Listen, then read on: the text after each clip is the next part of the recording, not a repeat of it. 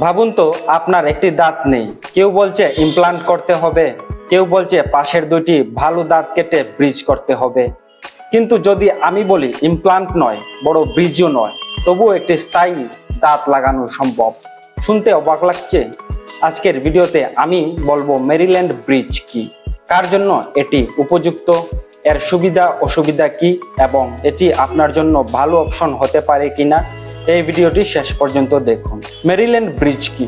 Maryland bridge হলো একটা বিশেষ ধরনের fixed dental prosthesis.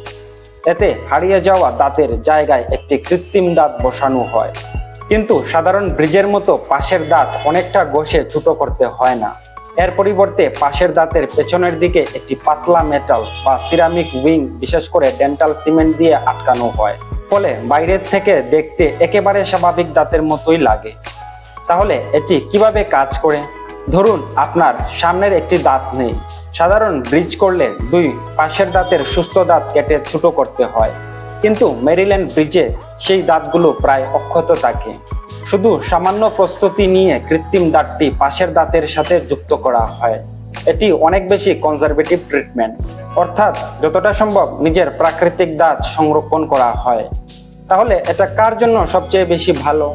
Maryland bridge সবার জন্য নয়। এটি সবচেয়ে ভালো সামনের একটি দাঁত হারিয়ে গেলে, যাদের পাশের দাঁত সম্পূর্ণ সুস্থ, যারা ইমপ্লান্ট করাতে চান না, যাদের ইমপ্লান্ট করার মতো পর্যাপ্ত হাড় নেই।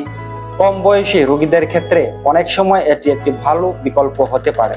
তাহলে মেরিল্যান্ড ব্রিজের সুবিধা কি? প্রথমত, দাঁত খুব কম কাটতে হয়। নিজের প্রাকৃতিক দাঁত অনেকটা নিরাপদে থাকে। দ্বিতীয়ত, সার্জারির দরকার নেই, কোনো ইমপ্লান্ট সার্জারি করতে হয় না। তৃতীয়ত, চিকিৎসার সময় কম, সাধারণত কয়েকটি ভিজিটেই সম্পূর্ণ করা যায়। চতুর্থত, দেখতে খুবই সুন্দর, বিশেষ করে সামনের দাঁতের ক্ষেত্রে এটি বেশ ন্যাচারাল দেখায়। পঞ্চমত, অনেক ক্ষেত্রে ইমপ্লান্টের তুলনায় খরচও কম হতে পারে। তাহলে এর অসুবিধা কি? এখন আসি গুরুত্বপূর্ণ অংশে। মেরিল্যান্ড ব্রিজের কিছু সীমাবদ্ধতাও রয়েছে। এটি সব রোগীর জন্য উপযুক্ত নয়। যদি কামড়ের চাপ খুব বেশি হয়, তাহলে উইং খুলে যাওয়ার সম্ভাবনা থাকে। এটি সাধারণত পেছনের দাঁতের জন্য প্রথম পছন্দ নয়। যদি পাশের দাঁতে বড় ফিলিং বা ক্ষতি থাকে, তাহলে এই চিকিৎসা উপযুক্ত নাও হতে পারে। তাই পরীক্ষা না করে কখনোই সিদ্ধান্ত নেওয়া উচিত নয়। তারপর আসি, এটা কতদিন টিকে। এটি নির্ভর করে রোগীর ওরাল হাইজিন, কামড়ের ধরন, চিকিৎসার মান এবং নিয়মিত ডেন্টাল চেকআপের উপর।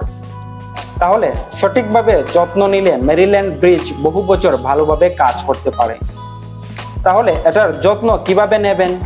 প্রতিদিন 2 বার ব্রাশ করুন, ডেন্টাল ফ্লস বা ইন্টারডেন্টাল ক্লিনার ব্যবহার করুন, খুব শক্ত খাবার সামনের দাঁত দিয়ে কামড়ানো এড়িয়ে চলুন, প্রতি 6 মাস অন্তর ডেন্টিস্টের কাছে চেক আপ করুন। তারপর আসি, ইমপ্লান্ট নাকি মেরিল্যান্ড ব্রিজ? অনেকেই এই প্রশ্ন করেন। এর উত্তর এক কথায় দেওয়া যায় না। যদি ইমপ্লান্ট করার মতো পর্যাপ্ত হাড় থাকে এবং আপনি সার্জারি করাতে রাজি থাকেন, তাহলে ইমপ্লান্ট অনেক ক্ষেত্রে দীর্ঘমেয়াদী সমাধান হতে পারে। অন্যদিকে যদি পাশের দাঁত সুস্থ থাকে, সার্জারি এড়াতে চান, অথবা নির্দিষ্ট পরিস্থিতিতে কম আক্রমণাত্মক চিকিৎসা চান, তাহলে মেরিল্যান্ড ব্রিজ একটি দারুণ বিকল্প হতে পারে। সঠিক সিদ্ধান্ত নেওয়ার আগে অবশ্যই একজন ডেন্টাল সার্জনের ক্লিনিক্যাল পরীক্ষা এবং এক্স-রে মূল্যায়ন প্রয়োজন। মনে রাখবেন, সব রোগীর জন্য একই চিকিৎসা সঠিক নয়। কেউ ইমপ্লান্টের জন্য উপযুক্ত, কেউ কনভেনশনাল ব্রিজের জন্য, আবার কারোর জন্য মেরিল্যান্ড ব্রিজই হতে পারে সবচেয়ে ভালো সমাধান। তাই ইন্টারনেট দেখে সিদ্ধান্ত না নিয়ে একজন যোগ্য ডেন্টিস্টের পরামর্শ নিন।